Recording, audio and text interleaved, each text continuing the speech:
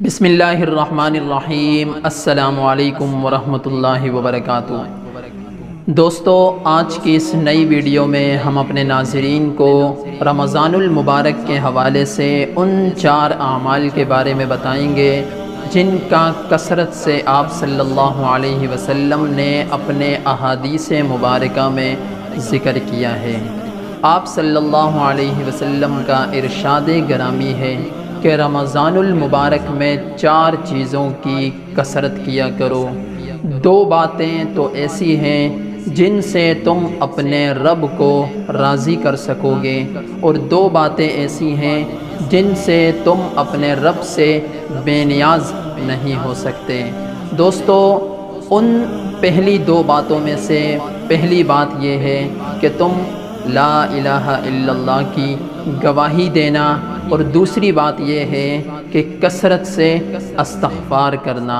دوستو، ان 2 چیزوں کا تعلق دنیا سے ہے دوستو، اور وہ 2 باتیں جن سے ہم اپنے رب سے بے نیاز نہیں ہو سکتے وہ یہ ہے کہ پہلے نمبر پر آپ اللہ تعالیٰ سے جنت کا سوال کرنا، اور دوسرے نمبر پر آپ صلی اللہ علیہ وسلم نے ارشاد فرمایا کہ اللہ تعالیٰ سے جہنم سے پناہ مانگنا۔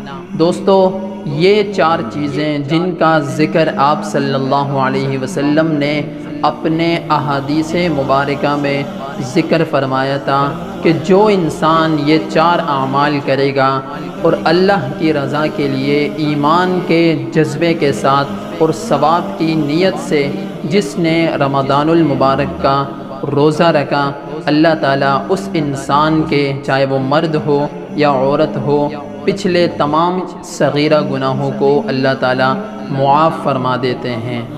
اب چاہے ایک اور روایت میں ذکر آیا ہے کہ اگلے اور پچھلے تمام گناہوں کو اللہ تعالیٰ معاف فرما دیتے ہیں۔ دوستو، یہ 4 اعمال انتہائی خصوصیت کے حامل ہیں۔ اللہ تعالیٰ سے دعا ہے کہ اللہ تعالیٰ اس رمضان المبارک میں ان 4 اعمال کو کرنے کی ہمیں توفیق عطا فرمائے۔ السلام علیکم ورحمۃ اللہ وبرکاتہ۔